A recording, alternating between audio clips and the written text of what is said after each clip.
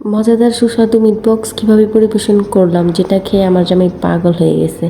তো এটার রিয়েকশন অবশ্যই ভিডিওর শেষে দেখানো হবে, আমার জামাই খাওয়ার পর তার রিয়েকশনটা কেমন ছিল। তো আমি ফার্স্টে আলুগুলো দিয়ে নিছি, আলুগুলো দেওয়ার পর সস দিছি।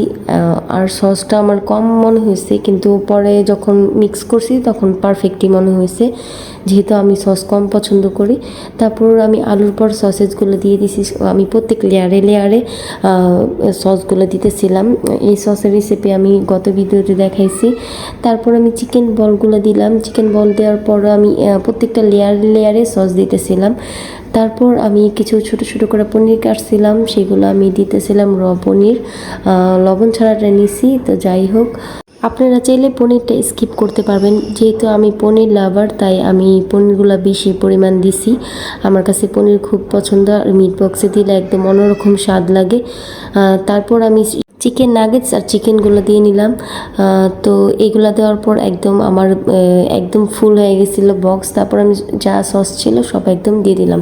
আমার সসের পরিমাণ পুরো পারফেক্ট ছিল, যা বানিয়েছি সবই দেওয়া একদম দেওয়া হয়ে গেছে। তারপর একটু টমেটো সস দিলাম। টমেটো সস দেওয়ার পর আমি আমার হাজব্যান্ডে জিজ্ঞেস করতেছিলাম যে আরও দিব নাকি, তো বললো হ্যাঁ দিয়ে দাও। তো যাই হোক, সব দিয়ে দিছি। তারপর এটা খাওয়ার পর আমার হাজব্যান্ডের রিয়াকশনটা অবশ্যই আপনাদের সাথে শেয়ার করব, যেটা দেখার জন্য আপনারা সবাই ওয়েট করতেছেন।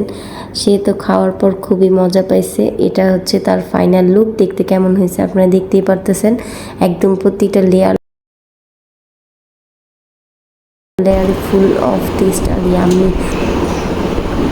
কেমন হয়েছে? অনেক মজা।